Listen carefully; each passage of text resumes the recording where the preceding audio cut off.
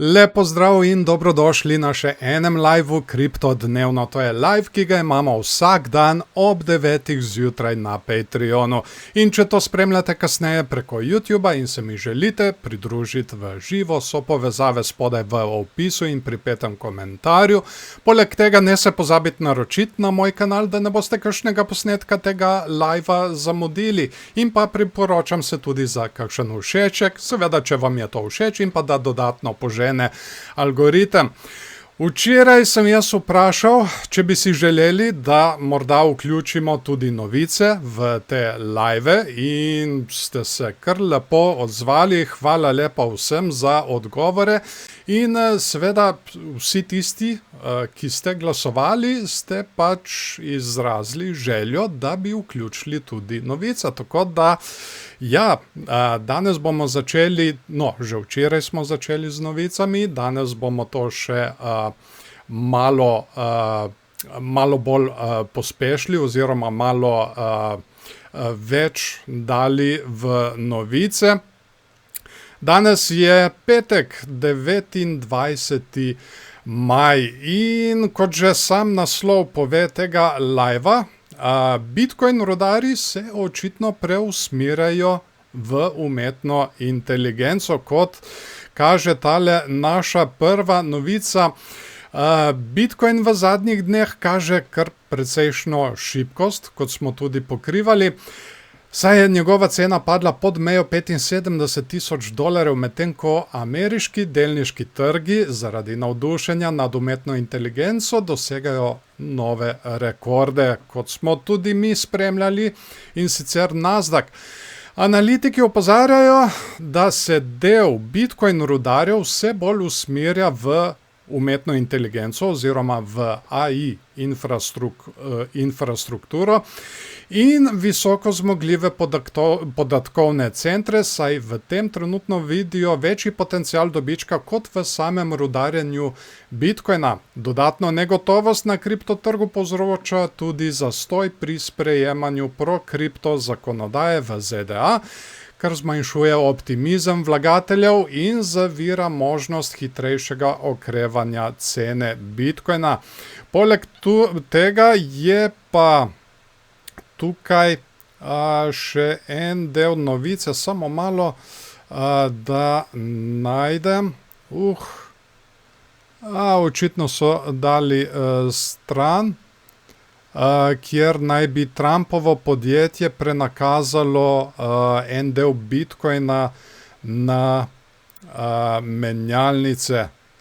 Ok, nič za to, pojdimo naprej na naslednjo novico.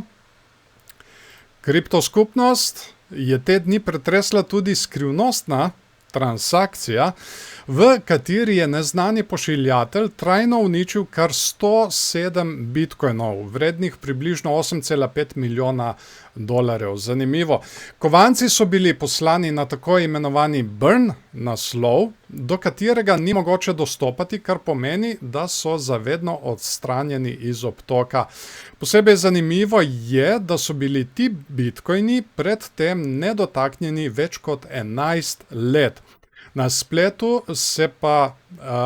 se zdaj pojavljajo številne teorije, od namernega uničenja sredstev do možnosti, da gre za izgubljene zasebne ključe ali celo simbolično potezo nekoga iz zgodnjih dni Bitcoina. No, to je zelo zanimiva novica. Kaj si vi mislite o tem? Lahko kar komentirate spodaj. Potem še naslednja. Danes imamo kar 4 novice. Ja, prišlo je tudi do novih napadov in seveda skladno s tem so se odzvali tudi kriptotrgi, ki so dodatno močno zdrsnili po novih vojaških napadih Združenih držav na Iran, saj so vlagatelji v strahu pred širšo geopolitično eskalacijo začeli množično umikati kapital iz bolj tveganih naložb. Skupna vrednost kriptotrga se je po poročilih zmanjšala za približno $80 milijard, pri čemer je največji pritisk ponovno občutil seveda Bitcoin. Analitiki opozarjajo, da finančni trgi v času povečane geopolitične negotovosti pogosto reagirajo panično. To si je treba zapomniti. Kriptovalute pa še vedno veljajo za zelo tvegan razred naložb, zato vlagatelji v takšnih trenutkih sredstva raje premikajo v varnejše oblike premoženja. In še ena novica, tokrat se gre za CME luknje, ki smo jih tudi tukaj pokrivali. Bitcoin je medtem zapomnil več pomembnih CME gapov oziroma lukenj, ki jih trgovci pogosto spremljajo kot potencialne magnete za gibanje cene. Kljub temu nekateri analitiki opozarjajo, da obstaja možnost dodatnega padca proti območju okoli $67,000, kjer se nahaja naslednja večja tehnična podpora. Trgovci zato ostajajo previdni, saj je trg trenutno razpet med strahom zaradi makroekonomskih razmer in upanjem na nadaljevanje bikovskega cikla v drugi polovici leta. Ok, CME si bomo mi tudi tukaj pogledali. Preidimo zdaj na tehnično analizo. Kot vidimo, od včeraj tukaj imamo 15-minutni časovni interval na Bitcoinu, tukaj pa enournega. Od včeraj se je situacija malo pomirila. Zdaj, ogromno je stav na nadaljevanje rasti, ki jih vidimo tudi tukaj na temule dnu, tako da bom jaz tole označil. Torej tukaj na okoli 72,500 lahko vidimo, je ogromno ljudi stavilo na rast. In bomo videli, če se bo zdaj tole izvršilo. Zdaj se je pa situacija malo obrnila, vsaj kar se tiče 15-minutnega časovnega intervala. Vidimo, da ogromno ljudi zdaj s tole zadnjo rastjo stavi na padec. Zdaj, ta glavna meja, ki jo biki morajo prebiti, je tale na 74,400. Zdaj, če tole prebijemo in na njej naredimo podporo, bi mi lahko rastli še naprej. Torej, da prebijemo tole, naredimo podporo in rastemo naprej gor. In potem, ja, naslednjo imamo na tam nekje 76,000. Ampak trenutno tukaj na enournem časovnem intervalu situacija ne izgleda ravno najboljša, kot sem že omenil, ogromno stav na rast, kljub temu padcu. In to bi lahko pomenilo, da bi mi lahko padali naprej dol. Zdaj, trenutno stokastika RSI je še vedno tukaj v bikovskem območju, tako da bomo videli, dokot vse bo prišla tale rast. Ta glavna meja, kot sem že omenil, je tam nekje 74,400. Poglejmo si zdaj še 4-urni časovni interval. In tukaj bi lahko mi na 4-urnem časovnem intervalu naredili skrito medvedjo divergenco. Imeli smo kar precej globok padec. Zdaj se sicer pobiramo, gledamo tale vrh in tukaj tole, kar se dogaja trenutno. Zdaj moram poudariti, nimamo še skrite medvedje divergence, lahko jo pa naredimo v kratkem, s tem, ko se vleče čez petek in pa tudi čez vikend. To bi seveda bilo, da mi v gibanju cene naredimo vrh in pa nižji vrh, medtem ko pri RSI pa bi naredili vrh in pa vrh v nekje isti višini, ali pa morda celo višji vrh. In v tem primeru ja, bi se bolj splačalo staviti na padec in pa na nadaljevanje padanja. Zdaj ta glavna meja za tole, za padec, za spremljati bi bila, ja, točno tako, kot so analitiki napovedali, tam nekje na 65-66 tisoč. Tukaj bi bila ta glavna meja, ta glavna podpora.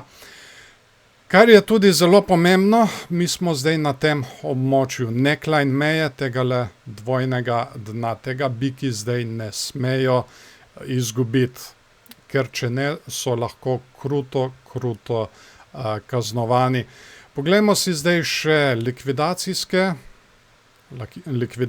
območja. Tukaj smo imeli eno območje, to imam naštimano na 24 ur. Tukaj je bilo eno območje ljudi, ki so stavili na padec in to smo zdaj pobrali z zadnjo rastjo. Se pa nabira tukaj spodaj na okoli 72.200, 72.300, ogromno ljudi, ki zdaj stavijo na rast. In lahko bi se zgodilo, da bi mi šli tole pobirati, ne takoj, tudi tukaj od zgoraj se nabira, vseh tistih, ki stavijo na padec, na okoli 74.500. Tako da bomo videli zdaj, kaj bomo mi šli prej pobirati. Zdaj, glede na to, da smo tukaj bližji, bi lahko mi šli pobirati najprej tele, ki so stavili na padec in potem čez vikend šele tele, ki so stavili na rast in imajo stop losse na okoli 72.300. Poglejmo zdaj še Ethereum. Tukaj je situacija morda malo bolj pozitivna, kar se tiče 15-minutnega časovnega intervala. Imamo tole mejo na okoli 2026. Ja, bom kar označil. Torej, 2026.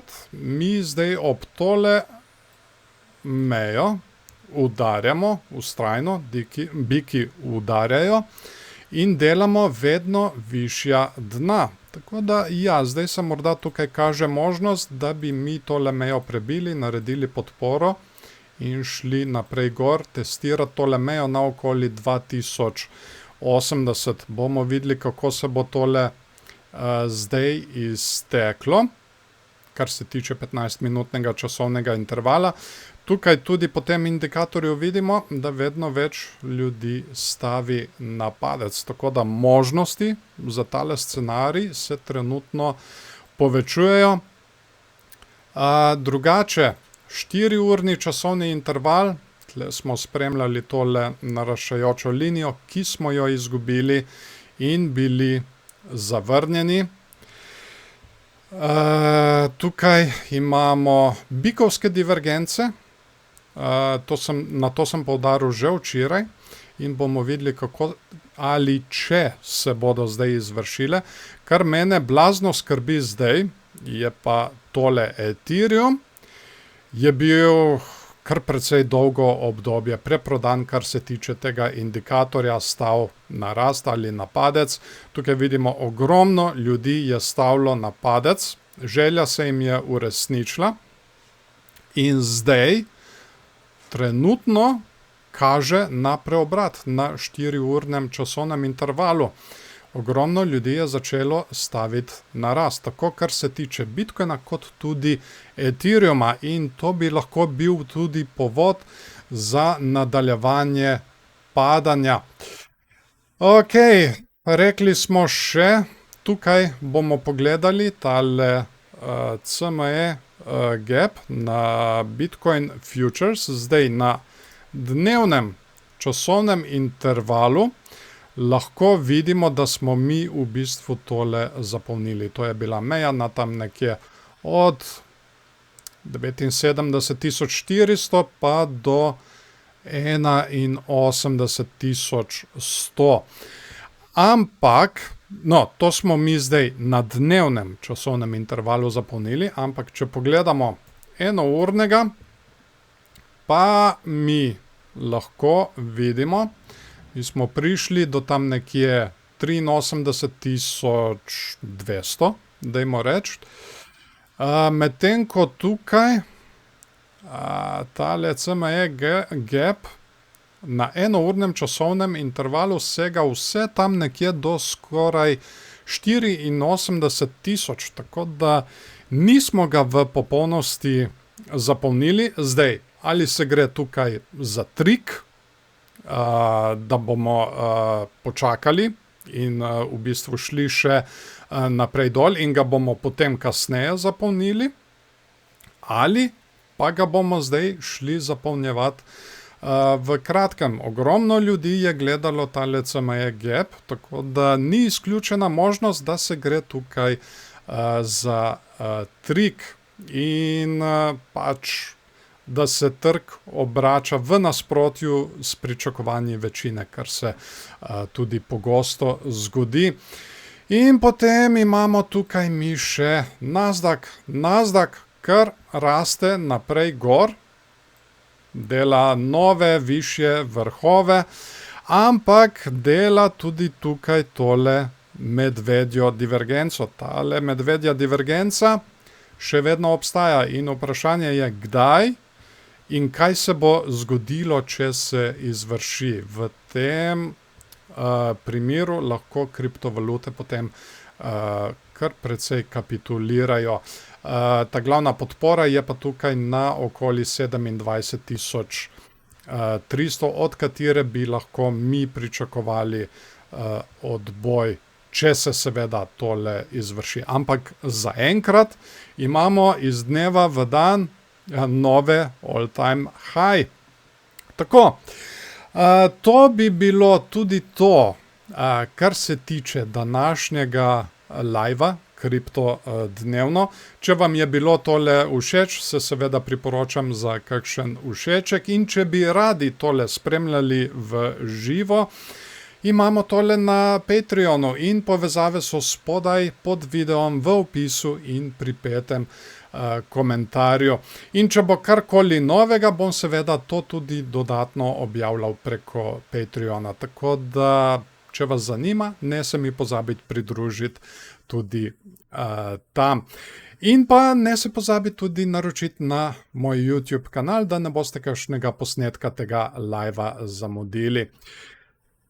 In tako, to bo tudi to. Jaz vam želim en lep petek še naprej, en lep vikend, ki je pred nami, in se vidimo ponovno, če ne prej, v ponedeljek zjutraj ob 9. Čau, čau!